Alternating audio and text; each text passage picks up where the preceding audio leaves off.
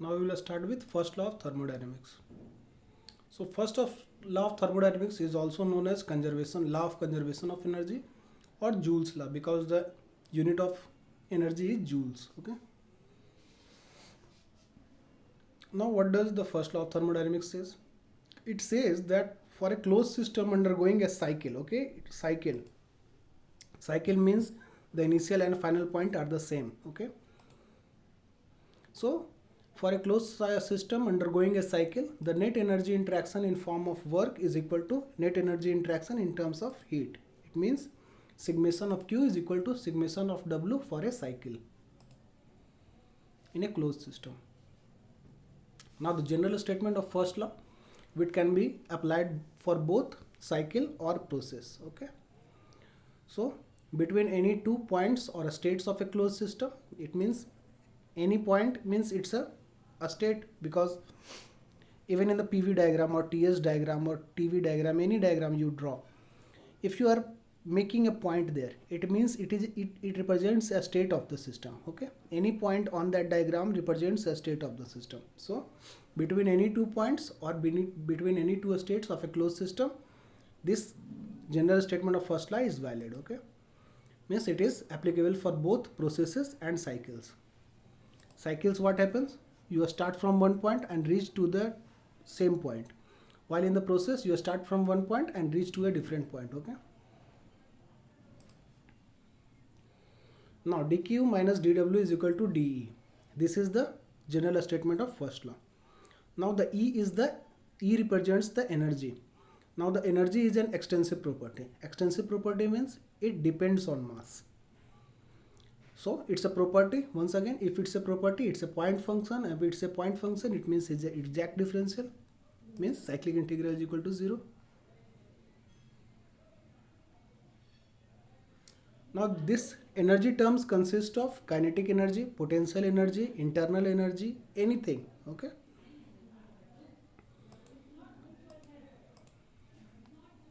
And the work means any work, electrical work, mechanical work, or anything like that.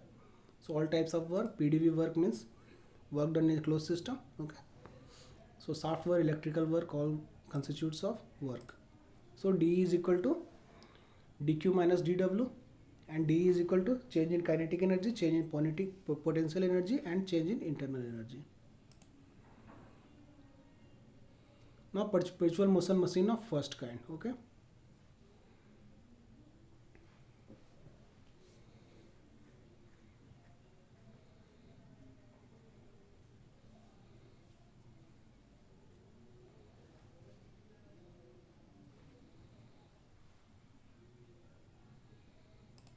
So these two figures show the perpetual machine of first type.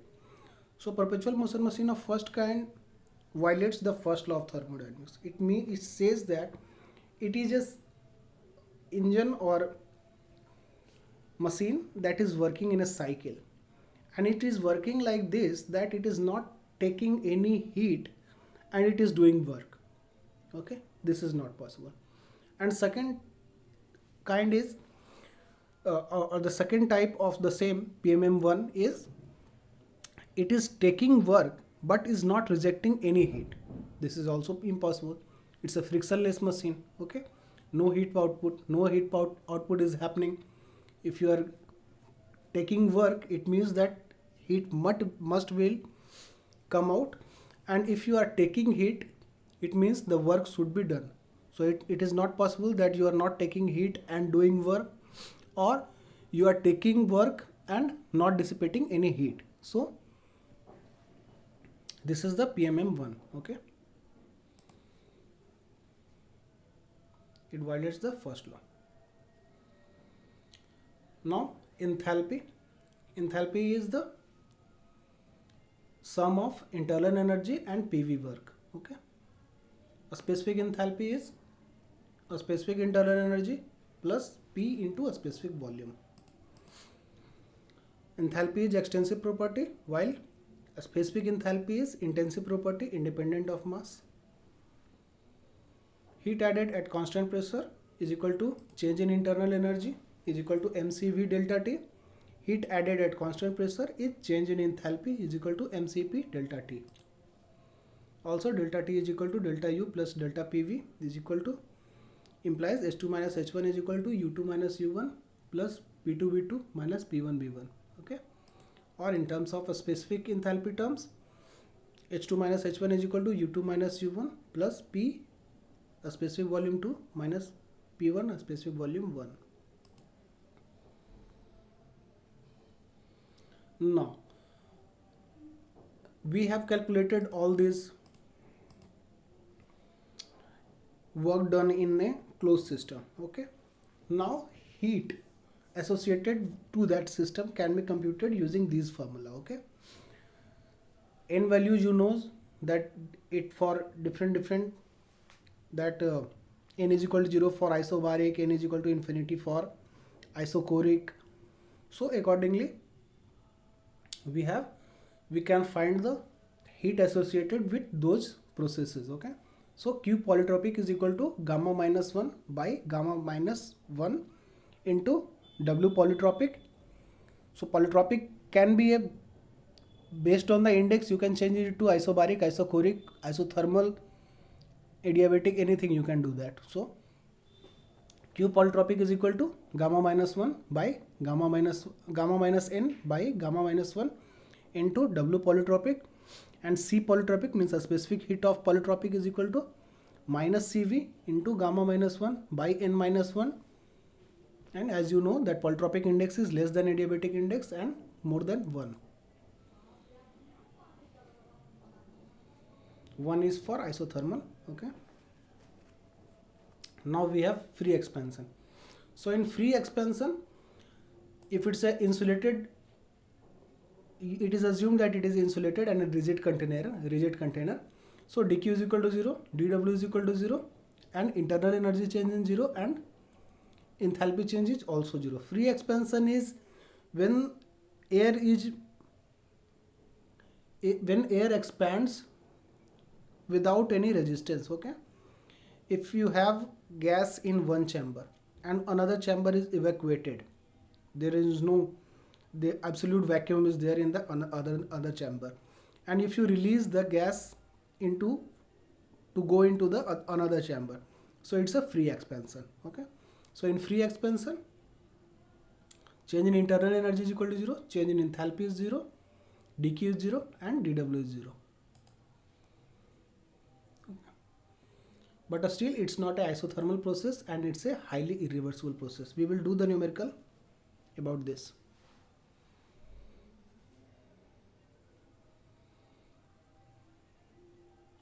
Now consider another question, that you are given a cycle in terms of a circle and you are asked that what is the heat added and work done by the system. So as you can see, this is a anti-clockwise cycle, means it's a work consuming cycle, and this is a cyclic process. So dq minus dw is equal to 0 because dE is equal to 0. dE is the point function, so for a cycle its value is 0. So dq minus dw is equal to 0 means dw is equal to dq, means work done is equal to heat added, and work done is equal to area under PV diagram. So area under PV diagram is pi by 4 into d square. 1d is P2 minus P1. Okay, and another is V2 minus V1. Okay, so it's anti-clockwise, hence the work is consumed here, minus sign is put here, which is also is equal to work. So work is done by the system and system gives out heat. Okay, heat added to the system is positive, heat taken out from the system is negative. So here the system is giving out heat and minus sign is there, so work is done on the system. Okay, anti-clockwise it is, so it's a negative work, means work is done on the system.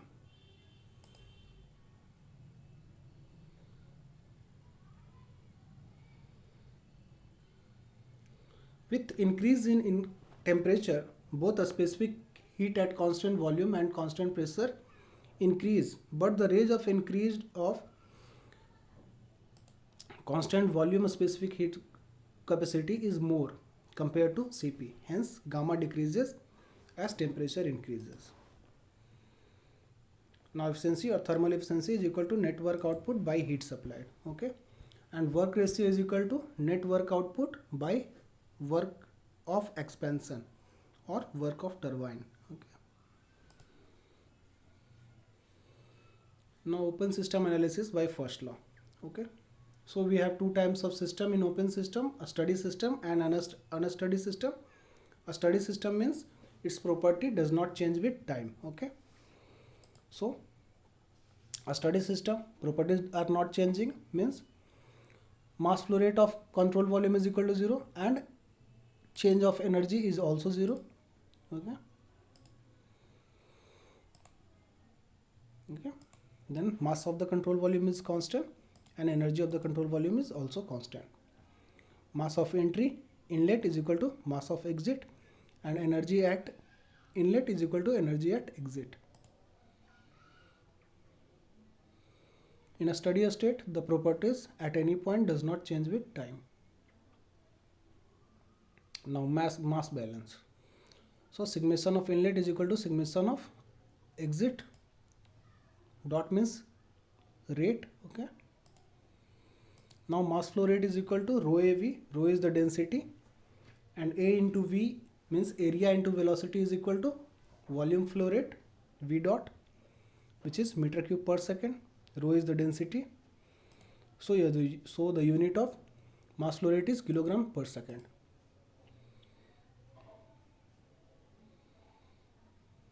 Now we have energy balance. Energy at the inlet is equal to energy at the exit, means mass flow rate at inlet plus H1. H1 is the enthalpy at inlet, V1 square by 2 plus GZ1 plus Q is equal to m dot H2 V2 square. Here it's V1 square, here it's V2 square, GZ2 plus W is equal to, means here it's heat, here it's work, W is work, it's heat, Z is the height, G is the gravity, 9.81 meter per second square. Okay, V is the velocity, H is enthalpy, and m dot is mass flow rate. Okay, so mass flow rate into these terms plus heat is equal to mass flow rate into these terms plus work. Okay, energy at inlet is equal to energy at outlet. Okay, now this equation m dot h1 plus b1 square by 2 plus gz1 plus q plus m dot h2 plus v2 square by 2 plus gz2 plus w, this is also called a steady flow energy equation. Okay,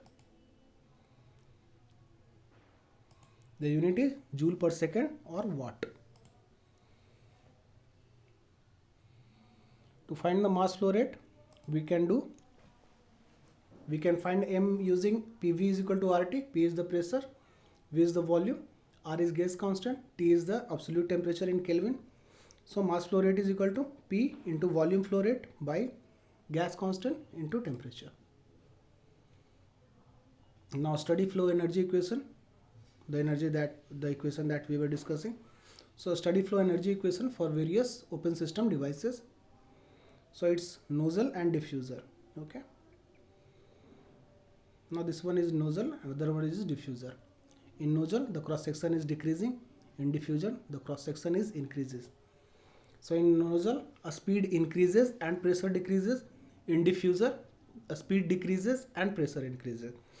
And the speed that we are talking, absolutely we are talking about subsonic flow. Okay, because you can show that in diffuser the sonic velocity becomes supersonic.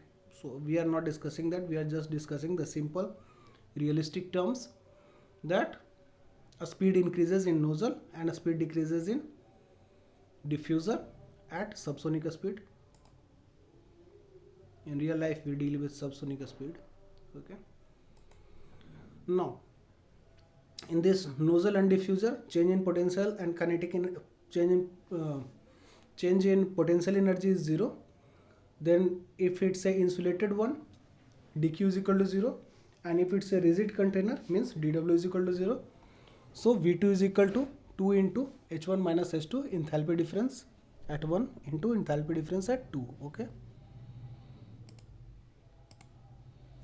So V2 we were getting exit velocity.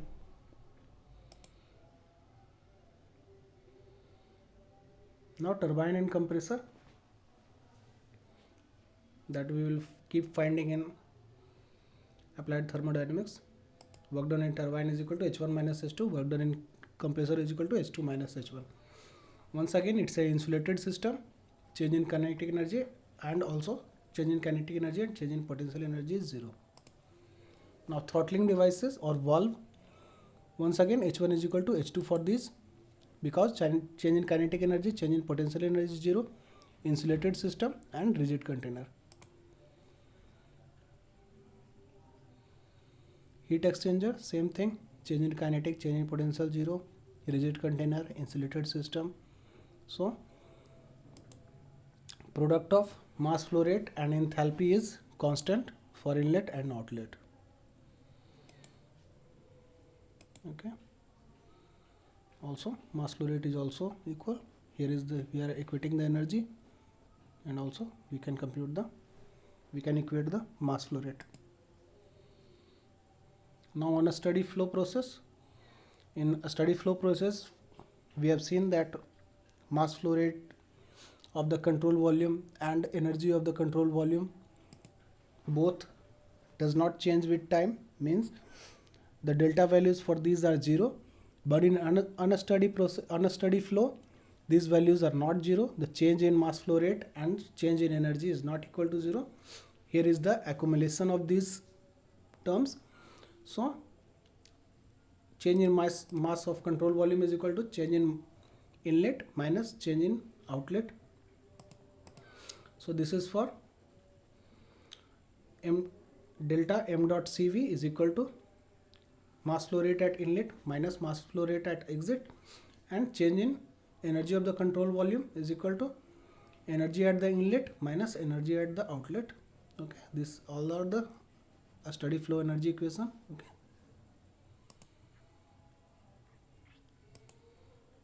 Okay, the unit is joule per second and mass flow rate is kilogram per second. Okay, this is mass flow rate at inlet. H1 is the enthalpy at 1, V1 square by 2, V is the velocity, G is the gravity 9.81 meter per second square, Z is the height meter, Q is heat associated, okay, joule per second, and this is mass flow rate. H is enthalpy, V2 is exit velocity, G is gravity, Z2 is height at point 2, and W is the work associated with the process. Okay, thank you.